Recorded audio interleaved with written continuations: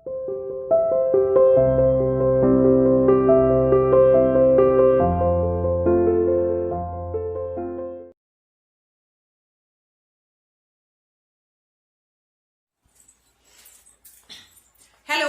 Good morning student, welcome to CR international school online classes. बच्चों, मैं आपकी हिंदी की टीचर उपस्थित हूँ आपके सामने आपको हिंदी पढ़ाने के लिए।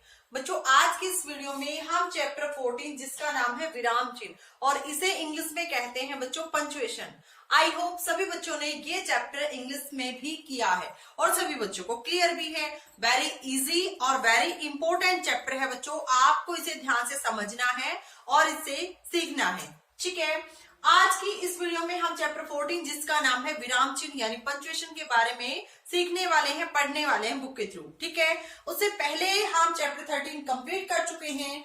आई होप सभी बच्चों को वो चैप्टर अच्छे से समझ में भी आ गए हैं। अगर बच्चों आप में से किसी को भी, किसी बच्चे को भी किसी भी टॉपिक में अगर कोई प्रॉब्लम है, कोई डाउट है, तो आप मुझे पर्सनली कॉल या व्हाट्सएप कर सकते हो। आपकी प्रॉब्लम को तुरंत सोल्व किया जाएगा। आज की इस वीडियो को स्टार्ट करते हैं और करते हैं हमारा चैप्टर 14 जिसका नाम है विराम चिन्ह यानी पंक्चुएशन। अब सबसे पहली बात यह है बच्चों कि विराम चिन्ह होते क्या हैं, क्या होते हैं ये और इनका प्रयोग कहाँ पर किया जाता है। देखिए बच्चों, वाक्य जब हम बोलते हैं तो वाक्य में कहीं हम थोड़ी देर के लिए रुकते हैं और जब वाक्य हमारा पूरा हो जाता है तो हम रुक जाते हैं। दूसरा, वाक्य स्टार्ट करने से पहले हमें थोड़ा सा रुकना होता है और अगला, वाक्य स्टार्ट करने से पहले जब हम रुकते हैं तो हम किसी चिन्ह या निशान का प्रयोग करते हैं। वाक्य में बोलते हुए जब हम रुकते हैं तो रुकने के लिए या विराम देने के लिए, ठहरने के लिए जिन चिन्हों का प्रयोग किया जाता है उन्हें ही हम विराम चिन्ह या पंक्चुएशन कहते हैं। फॉर एग्जाम्पल, राम बाजार गया। अब मैंने क्या कहा, राम बाजार गया। अब इस वाक्य में मैंने कौन से निशान का प्रयोग किया है, कौन सा चिन्ह लगाया है, राम बाजार गया। मैंने ये वाक्य बोला और वाक्य बोलने के बाद मैं वहीं पर ठहर गई, रुक गई। मैंने क्या कहा बच्चों, राम बाजार गया। अब ये मेरा वाक्य पूरा हो गया। वाक्य जब हमारा खत्म हुआ यानी सामान्य रूप से हमारा वाक्य पूरा हो गया है, उसके बाद हम रुक गए हैं तो हम कौन से निशान का प्रयोग कर रहे हैं, पूर्ण विराम चिन्ह का। इसे क्या कहते हैं बच्चों, इसे हम पूर्ण विराम कहते हैं। ठीक है, अब एक और वाक्य है बच्चों, देखिए,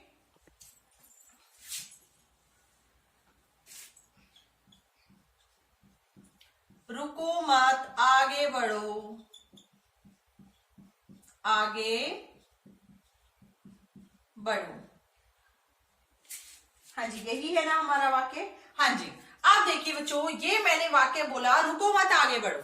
अब ये वाक्य देखिए, अब इसका मतलब क्या है। अगर इसको पढ़ते हैं रुको मत आगे बढ़ो तो इसका मतलब ये भी निकलता है। अब सोचने के ऊपर डिपेंड करता है कि हम इसको किस सेंस में सोचते हैं कि रुको मत आगे बढ़ो। अब ये जब हम सेंटेंस बोलेंगे तो हमने क्या किया, हमने इसके बाद में अल्प विराम लगा दिया। अब जब हम इस वाक्य को पढ़ेंगे तो हमें यहाँ विराम देना है, यहाँ थोड़ा सा रुकना है। रुको मत आगे बढ़ो यानी आगे बढ़ने के लिए मना किया गया है। इस वाक्य की सेंस है ये, यानी इस वाक्य का मतलब हुआ ये, रुको मत आगे बढ़ो यानी रुकना है, आगे नहीं बढ़ना है, आगे बढ़ने के लिए मना किया गया है। अब इसी विराम चिन्ह को, ये कौन सा विराम चिन्ह है, इसे हम अल्प विराम कहते हैं। अब इसी विराम चिन्ह को हम यहां से रब करके अगर इसे यहां लगा देते हैं तो इस वाक्य का मतलब कुछ और ही बन जाता है, रुको मत आगे बढ़ो। अब क्या मतलब हुआ बच्चों कि हमें रुकना नहीं है, हमें कंटिन्यू आगे बढ़ना है। ठीक है, क्या आंसर, क्या मतलब हुआ इसका, रुको मत आगे बढ़ो। अब हमने जो विराम लिया वो कहां पे लिया, मत के बाद लिया, तो इसका मतलब क्या हुआ, रुको मत आगे बढ़ो यानी हमें आगे बढ़ने के लिए संकेत दिया गया है, इशारा किया गया है कि हमें रुकना नहीं है, हमें आगे बढ़ना है। यानी बच्चों, अल्प विराम लगाने से, यानी वाक्य में जो ये विराम चिन्ह लगाते हैं हम, विराम चिन्हों से वाक्यों की सेंस बदल जाती है। ठीक है, जैसे हमने ये अल्पविराम यहाँ लगाया तो इसका मतलब कुछ और हो गया, और इस अल्पविराम को अगर हम यहाँ से रख करके अगर इसे यहाँ लगा देते हैं तो इसका मतलब कुछ और ही होता है, इससे अपोजिट बन जाएगा। ठीक है, यानी विराम चिन्हों का कितना महत्वपूर्ण योगदान होता है बोलने में, जो हमने सेंटेंस लिखे हैं उसका मतलब समझने में। आप इस चैप्टर को हम बुक के थ्रू अच्छे से रीड करते हैं, उसके बाद मैं आपको बताती हूँ कि विराम चिन्ह कौन कौन से होते हैं और कौन से विराम चिन्ह का प्रयोग कहाँ पर किया जाता है। देखिए बच्चों, सभी बच्चों को अपनी अपनी बुक में पेज नंबर 64 ओपन करना है। आई होप सभी बच्चों ने अपनी बुक ओपन कर ली है। अब देखिए बच्चों, मैं चैप्टर को रीड करने जा रही हूँ और सभी बच्चों को अपनी अपनी बुक में ध्यान से देखना है और चैप्टर को समझना है। सड़क पर एक लावारिस थैला पड़ा है। लावारिस का मतलब होता है जिसका कोई मालिक नहीं होता। मोनू आगे बढ़ता है, तभी सोनू कहता है रुको मत आगे बढ़ो। अब मान लीजिए कि इसी बात को सोनू इस प्रकार कहता तो क्या होता, रुको मत आगे बढ़ो। अब दोनों वाक्यों का मतलब अलग अलग हो गया। रुको मत आगे बढ़ो यानी आगे बढ़ने के लिए मना किया गया है, रुकने के लिए कहा गया है। और रुको मत आगे बढ़ो, इस वाक्य का मतलब ये हुआ रुको मत यानी रुकना नहीं है, आगे बढ़ना है। और यदि थैले में बम होता तो सोचिए क्या होता। अब इसी बात को इस प्रकार समझिए, रुको मत आगे बढ़ो विराम चिन्ह ने रुकने का संकेत दिया। जैसे मैंने अभी आपको समझाया था, इसी वाक्य के दोनों अलग अलग मतलब हो गए। ठीक है, रुको मत आगे बढ़ो विराम चिन्ह ने रुकने से मना किया और आगे बढ़ने का संकेत दिया। रुकने या विराम के लिए कुछ संकेत या चिन्हों का प्रयोग किया जाता है, इन्हें हम क्या कहते हैं, विराम चिन्ह कहते हैं। यानी वाक्य में रुकने या विराम देने के लिए जब रुकने या विराम के लिए जिन चिन्हों का प्रयोग किया जाता है उन्हें हम विराम चिन्ह कहते हैं। ठीक है, यानी पंक्चुएशन कहते हैं। आइए कुछ विराम चिन्हों के बारे में जानते हैं कि इनका प्रयोग कैसे करते हैं। सबसे पहले हम बात करते हैं बच्चों पूर्ण विराम की। ठीक है, सबसे पहले हम किसकी बात करते हैं, पूर्ण विराम की। ओके, और पूर्ण विराम को इंग्लिश में क्या कहते हैं, फुल स्टॉप। और ये हिंदी में ऐसे लगाया जाता है, बिल्कुल सीधी लाइन। अब इसका प्रयोग कहां किया जाता है बच्चों, इसका प्रयोग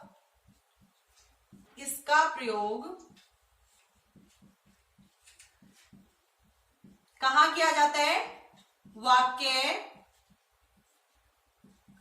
पूरा होने पर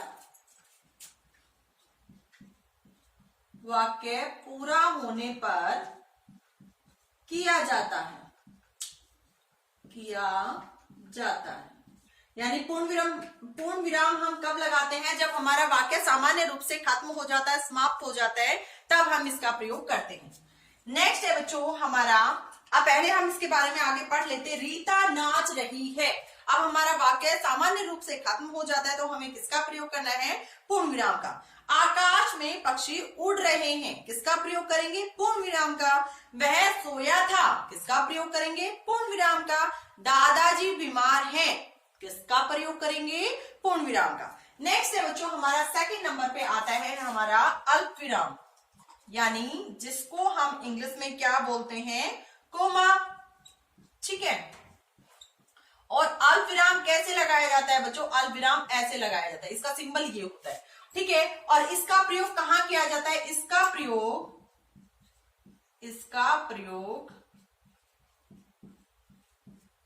वाक्य में रुकने के लिए किया जाता है, यानी वाक्य में बीच में रुकने के लिए किया जाता है, रुकने के लिए किया जाता है।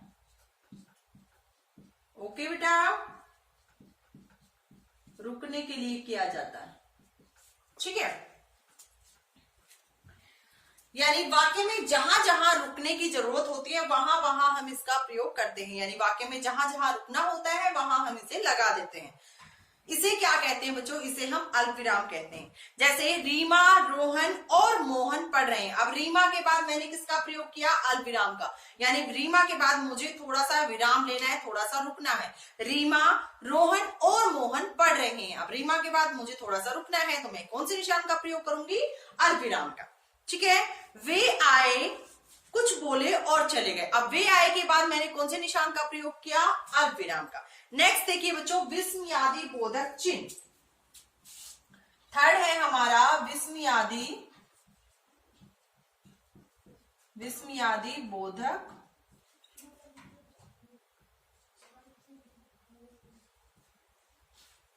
और विस्मयादि बोधक कौन सा होता है बच्चों, ये वाला होता है।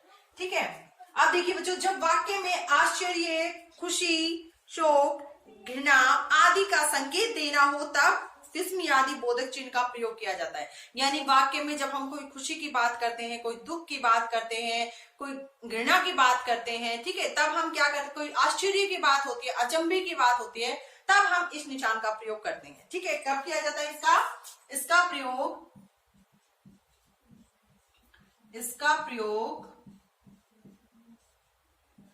खुशी, दुख,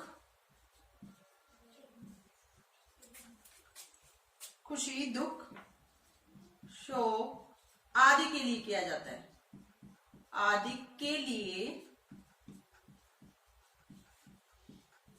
किया जाता है।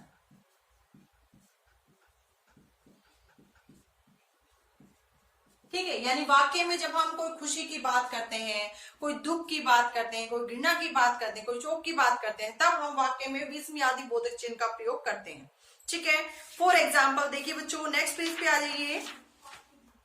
अरे तुम गए नहीं, अब हमने किसका प्रयोग किया है, अरे। अरे के बाद हमने कौन से निशान का प्रयोग किया है बच्चों, बुक में ध्यान से देखना। अरे के बाद हमने कौन सा निशान लगाया है, विस्मयादि बोधक चिन्ह का प्रयोग किया है। वह कितना स्वादिष्ट पकवान है, वह कितना स्वादिष्ट पकवान है। ठीक है, यानी वह के बाद हमने किसका प्रयोग किया, विस्मयादि बोधक चिन्ह का। और दूसरे नीचे ही आपको एक अलग तरह से दिखाया गया है, वहां क्या किया है बच्चों, वह के बाद हमने अल्पविराम का प्रयोग किया है, और जब वाक्य हमारा पूरा हो रहा है तो हमने विस्मयादि बोधक चिन्ह का प्रयोग किया है। क्योंकि क्या है बच्चों की खुशी की बात है ना, ओ यह तो बुरी खबर है, अब बुरी खबर है यानी शोक की बात है, तो हमने कौन से निशान का प्रयोग किया, विस्मयादि बोधक का। छी कितनी गंदी बात है, छी। अब छी की बात हमने किसका प्रयोग किया, हमने विस्मयादि बोधक चिन्ह का प्रयोग किया है। नेक्स्ट देखिए बच्चों, नेक्स्ट हम बात करते हैं विस्मयादि बोधक चिन्ह के बारे में, की बात हो गई है हमारी। नेक्स्ट अब बात करेंगे प्रश्न सूचक चिन्ह के बारे में। प्रश्न सूचक जिसको प्रश्नवाचक चिन्ह भी कहते हैं। प्रश्न सूचक चिन्ह आपको पता है ना बच्चों, इसको इंग्लिश में क्या कहते हैं, क्वेश्चन मार्क। ये क्वेश्चन मार्क है ना, और इसका प्रयोग कहाँ किया जाता है, इसका प्रयोग वाक्य जब खत्म हो जाता है और वाक्य में प्रश्न पूछने के लिए इसका प्रयोग किया जाता है। यानी ये वाक्य में किसका बोध कराता है, इसका प्रयोग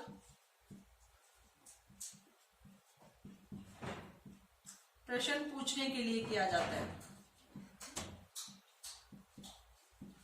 यानी ये वाक्य में बच्चों प्रश्न का बोध कराता है कि क्वेश्चन पूछा गया है, इसका प्रयोग प्रश्न पूछने के लिए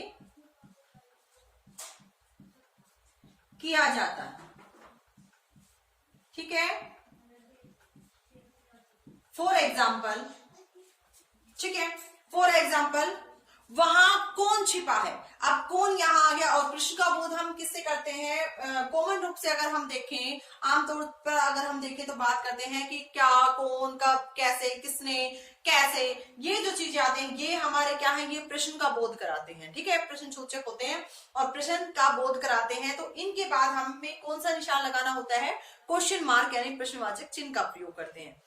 तुम क्या चाहते हो, अब इसके बाद क्या क्या आ गया ना, तो हमें लास्ट में जब हमारा वाक्य खत्म होगा तो किसका प्रयोग करना है, प्रश्नवाचक चिन्ह का। ध्यान दीजिए, जब वाक्य में प्रश्न पूछने का बोध हो तब वाक्य के अंत में प्रश्न सूचक चिन्ह यानी क्वेश्चन मार्क लगेगा। जैसे दरवाजे पर कौन खड़ा है, लेकिन जब वाक्य में प्रश्न पूछने के साथ साथ निर्देश दिया गया हो तब वाक्य के अंत में पूर्ण विराम लगेगा। जैसे देखो तो दरवाजे पर कौन खड़ा है, अब यहाँ कौन तो लिखा हुआ है लेकिन निर्देश दिया गया है, तो इसमें क्या लगेगा, इसमें लास्ट में क्या लगेगा बच्चों, पूर्ण विराम लगेगा। हमें ये देखना है कि जब वाक्य में क्वेश्चन पूछने के साथ साथ निर्देश दिया होता है तो हमें वाक्य में क्वेश्चन मार्क नहीं लगाना होता, तो वाक्य में क्वेश्चन मार्क की जगह हमें पूर्ण विराम लगाना है। ठीक है, ये आपको चैप्टर मैंने कंप्लीट करा दिया है। आई होप सभी बच्चों को समझ में भी आ गया। एक बार जो इंपॉर्टेंट पॉइंट्स है बच्चों मैं ये आपको करवा देती हूँ। देखिए पूर्ण विराम का सिंबल कौन सा होता है, साइन कौन सा होता है, ये सीधी लाइन। और इसका प्रयोग हम कहाँ करते हैं, इसका प्रयोग जब वाक्य सामान्य रूप से हमारा खत्म हो जाता है उसके बाद इसका प्रयोग किया जाता है। अल्प विराम का साइन यानी सिंबल कौन सा होता है, ये होता है, और इसका प्रयोग वाक्य में थोड़ा सा विराम लेने के लिए किया जाता है। विस्मयादि बोधक चिन्ह, विस्मयादि बोधक ऐसे लगाया जाता है, और इसका प्रयोग कहाँ किया जाता है, वाक्य में दुख, शोक, घृणा या खुशी जाहिर करने के लिए इसका प्रयोग किया जाता है। प्रश्न सूचक चिन्ह, वाक्य में प्रश्न पूछने के लिए इसका प्रयोग किया जाता है। और अगर बात करें तो ये प्रश्न सूचक चिन्ह किसका बोध कराता है? ये प्रश्न सूचक चिन्ह प्रश्न का बोध कराता है, यानी वाक्य में प्रश्न पूछा गया है इसका बोध कराते हैं। इसमें एक चीज हमें याद रखनी है कि वाक्य में क्या, कौन, कब, ये तो आपको मिलेगा। ये देखकर आप सिर्फ ये नहीं लगा सकते कि लास्ट में हमने क्वेश्चन मार्क लगाने, नहीं। कभी कभी क्या होता है बच्चों कि प्रश्न के साथ साथ प्रश्न तो पूछा जाता है, लेकिन प्रश्न के साथ साथ निर्देश भी दिया जाता है। तो उस निर्देश के साथ साथ हमें कौन सा लगाना है? क्वेश्चन मार्क की जगह हमें पूर्ण विराम का प्रयोग करना है। आज की इस वीडियो में पढ़ेंगे हम यहीं तक। आपको इन इंपॉर्टेंट पॉइंट को अपनी नोटबुक में लिखना भी है और इन्हें लर्न भी करना है। ओके बच्चों, आज की इस वीडियो में पढ़ेंगे हम यहीं तक। मिलते हैं नेक्स्ट वीडियो में, तब तक के लिए thank you, have a nice day.